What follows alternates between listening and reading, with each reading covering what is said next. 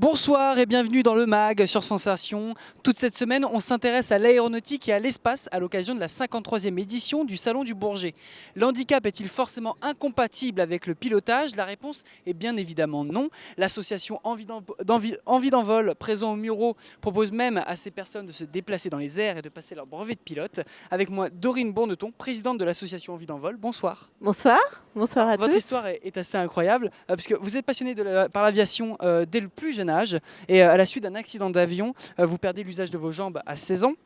Pourtant, vous n'abandonnez pas et 4 ans plus tard, vous obtenez votre brevet de pilote. Vous êtes alors devenue la première femme handicapée au monde, pilote de voltige. Quand un tel drame vous touche, comment arrivez-vous à repartir de l'avant? À se dire, ok, je vais continuer dans ce domaine, un domaine où les personnes handicapées n'ont jamais vraiment eu leur place. Vous savez, moi j'ai grandi dans le mythe des pilotes de l'aéropostale. Mes héros, c'était Mermoz, Antoine de Saint-Exupéry, Guillaumet. Ces pilotes ont écrit des pages entières de l'histoire de l'aviation. Et ces pilotes avaient des accidents. Vous savez, ils parcouraient, ils transportaient du courrier à bord de petits coucous qu'on appelle des Breguet 14. Ils transportaient du courrier de Toulouse à Saint-Louis du Sénégal. Et ils avaient des accidents. Il y avait un mort tous les 100 km. Et ces pilotes, malgré les risques, malgré les accidents, reprenaient toujours les commandes d'un avion. Et je connaissais très bien leur histoire. C'est eux qui m'ont donné envie de devenir pilote pour, à mon tour, utiliser l'avion comme un outil pour aller à la rencontre des autres. Et quand j'ai eu mon accident, ces pilotes, c'est eux qui m'ont donné la force et le courage, parce qu'ils avaient le courage de remonter dans des avions, malgré les accidents. Et je me suis dit que j'allais faire comme eux. Et que moi aussi, peut-être, je pourrais rebondir et écrire, si ce n'est des pages, au moins peut-être un paragraphe dans l'histoire de l'aviation en reprenant les commandes d'un avion.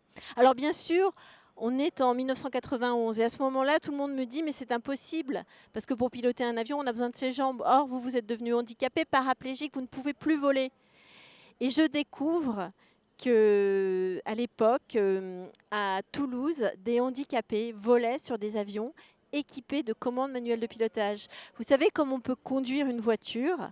Des pilotes handicapés, des handicapés pilotaient des avions. Oui, puisqu'il y a un aménagement qui est réalisé sur les avions. Exactement. Donc du coup, j'ai passé mon permis de conduire justement et je suis partie à Toulouse, le berceau de l'aéronautique, là où tout a commencé, là où partait l'aéropostale, Mermoz et Syntex. Et j'ai commencé à reprendre mes premiers cours de pilotage à Toulouse sur un avion donc adapté de commandes manuelles de pilotage. C'est-à-dire que les commandes qui sont habituellement au pied et qui servent à diriger l'avion, ont été rapportées à la main. Donc on pilote l'avion avec ses deux mains. On n'a plus besoin des jambes. Et d'ailleurs, le handicap, quand on est en l'air, il n'existe plus. Le fauteuil reste au sol. Et c'est ça qui est magique. Comment ça a été perçu, votre handicap, votre volonté de continuer à être pilote en tant que femme et en tant qu'handicapée par le monde de l'aviation? Alors c'est vrai qu'il y a peu de femmes dans le milieu de l'aviation parce que les femmes manquent probablement de modèles. D'ailleurs, je vous ai cité les pilotes de l'aéropostale, mais j'aurais pu vous parler des pionnières de l'aviation. Mais elles sont méconnues ou moins bien connues. On a Adrienne Bolland, la première femme, la première personne au monde qui a franchi la cordillère des Andes. On a Maryse Bastier, on a Hélène Boucher, mais on connaît moins leur histoire. Et les jeunes femmes manquent de références et de modèles. Alors moi, comme j'étais un peu garçon manqué quand j'étais gamine, ça ne me posait pas véritablement de problème. Mais j'ai eu parfois des difficultés à avancer dans mon parcours parce que j'étais une femme et qu'on me considérait comme moins capable. Le jour où j'ai passé mon brevet de pilote, par exemple, j'ai été plus testée que un pilote valide et peut-être même qu'un homme. C'est-à-dire que normalement, quand vous passez votre brevet de pilote, l'examen dure 2 heures, 2 heures et demie maximum. Moi, il a duré 3h15. On est allé au bout du bout du bout. Et mon testeur m'a même mis à bout de nerfs, on peut dire, jusqu'à la fin. Il a voulu tester ma résistance et ma faculté à résister au stress. Et c'était pas parfait, mais j'y suis arrivée puisque je suis devenue pilote. Et aujourd'hui, en 2019, vous créez l'association Envie d'envol. Pour quelle raison? Alors, Envie d'envol est plus destinée à former des personnes handicapées à la pratique de la voltige aérienne. Parce que la voltige aérienne, là, on passe un autre cran, un cran supérieur. Apprendre à piloter un avion de voltige, c'est apprendre à maîtriser un avion dans les 3 dimensions de manière excellente. Et on est véritablement dans le dépassement de soi. Ce que j'ai envie de transmettre aux personnes handicapées, c'est de leur dire que ce sont des personnes capables, tout autant capables que les valides, et qu'elles peuvent dépasser le handicap. Quand on est là-haut, le fauteuil, il reste au sol. Les jambes, on s'en fout. On n'en a pas besoin quand on est en l'air. Hein.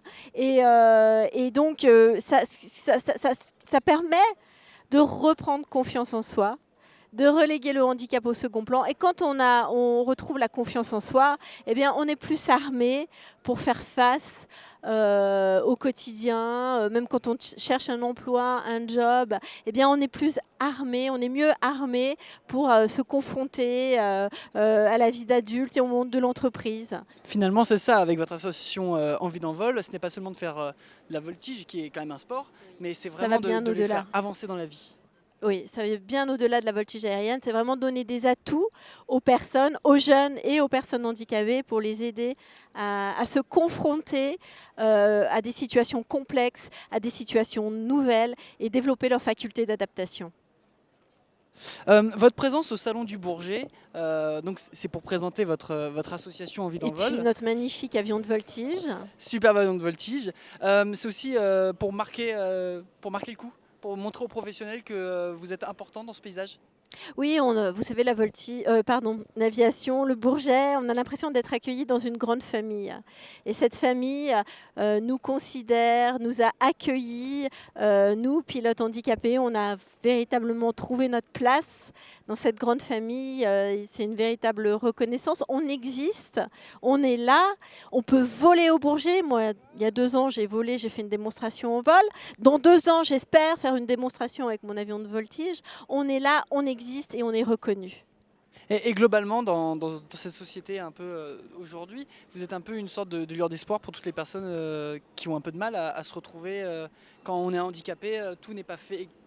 Oui, alors bien sûr, évidemment, vivre avec un handicap, se battre au quotidien, ça demande beaucoup de courage. Mais le courage, ça ne suffit pas.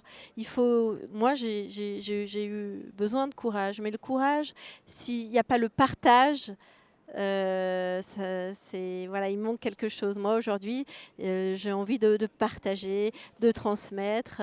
Et c'est ma mission. Aujourd'hui, c'est même pas une mission, c'est une logique. Ça va dans la continuité des choses.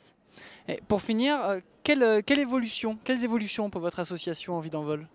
Alors l'année prochaine, avec mon binôme Guillaume Ferral, qui est lui aussi en fauteuil roulant, on va faire un tour de France aérien et on va partir à la rencontre des jeunes, justement pour leur transmettre nos messages, nos valeurs et leur donner l'envie de se dépasser et leur faire prendre conscience de l'enjeu du dépassement de soi et de l'importance de s'épanouir dans les études, de travailler, de pousser le plus loin possible son cursus scolaire pour pouvoir ensuite gagner une grande liberté en faisant un métier qui leur plaît, un métier où ils pourront s'épanouir, même si ça paraît difficile. Vous savez, si nous, on est arrivés à réaliser nos rêves avec notre petit fauteuil roulant, mais nos petits bras musclés, c'est que tout le monde peut le faire. Tout le monde peut réaliser ses rêves. Et c'est ça notre message. Comment on peut vous contacter? Parce qu'on sait que vous êtes au Muro. Alors, il y a un site internet qui s'appelle www.associationdorinebourneton.fr.